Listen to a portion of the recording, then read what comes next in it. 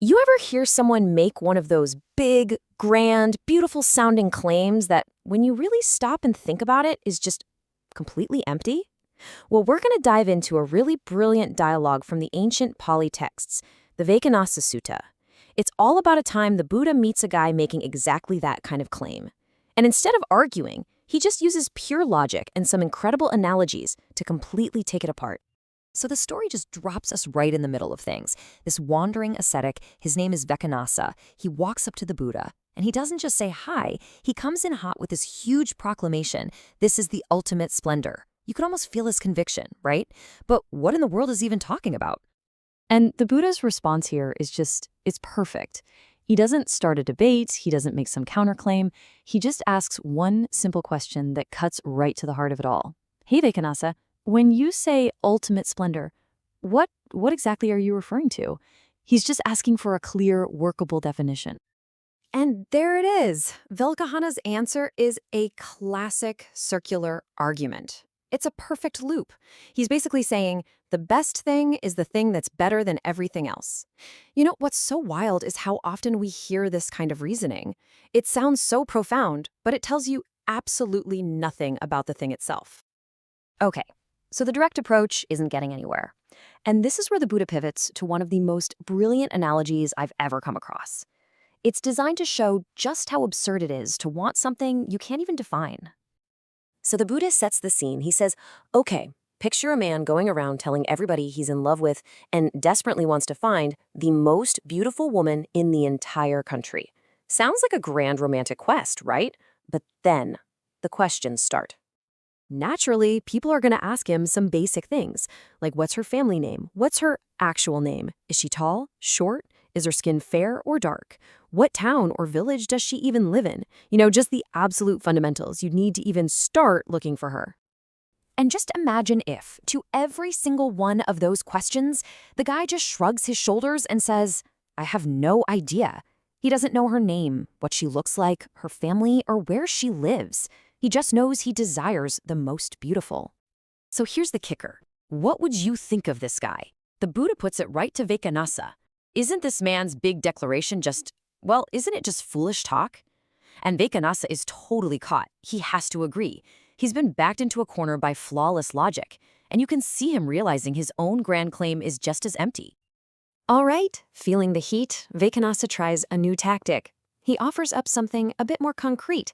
He says the ultimate splendor is like a shining beryl gem. But this just gives the Buddha another opening to dismantle the very idea of ultimate. He kicks off this rapid-fire series of comparisons, creating a kind of ladder of increasing brightness. First step, the Buddha asks, which is more splendid, your shiny gem or the little light of a firefly in the dead of night? And Vekhanasa has to admit, yeah, in that context, the firefly wins. Okay, but what about that firefly compared to a steady oil lamp? Well, the lamp is obviously brighter, more sublime. So the firefly is out. Next, the oil lamp versus a huge bonfire? Haha, no contest. The bonfire completely blows it away. You see how every ultimate is getting topped in just a few seconds? And now, we go celestial. That great bonfire versus the morning star in a clear dawn sky?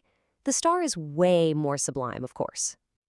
But even the morning star is no match for a full moon at midnight, bathing the whole world in its light.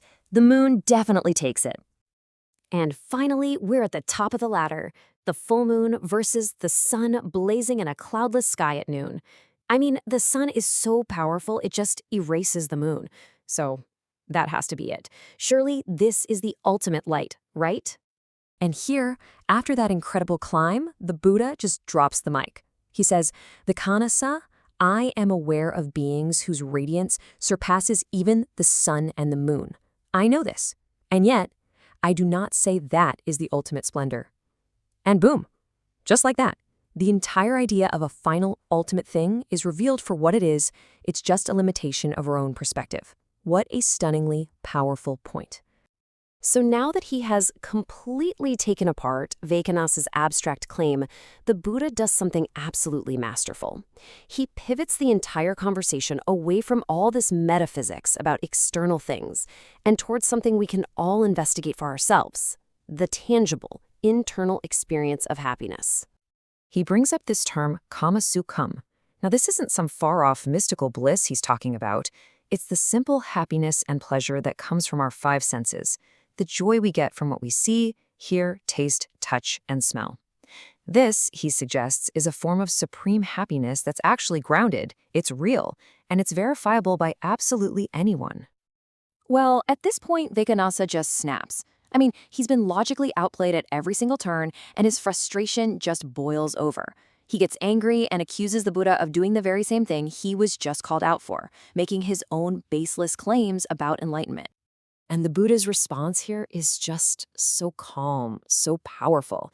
He doesn't get pulled into a philosophical argument. He just extends an open invitation.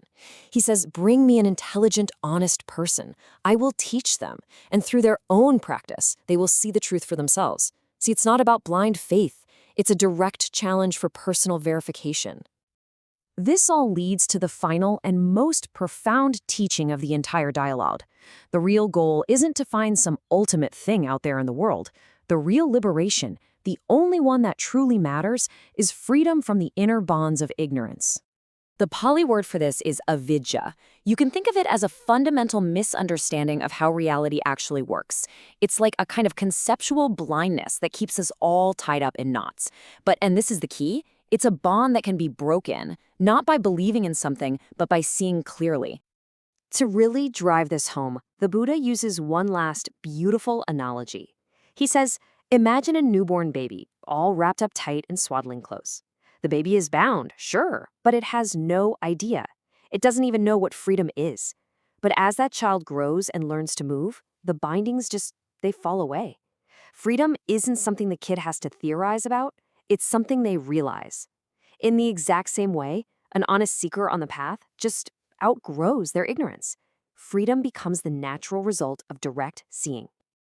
And that just leaves us with this incredible question to think about, doesn't it? The whole point of this amazing dialogue is that real understanding isn't about finding some perfect static thing out there. It's a living process of growth that lets old limitations just fall away. So what are the baseless beliefs, the undefined desires, the chains of ignorance in our own lives that maybe, just maybe, we're ready to outgrow?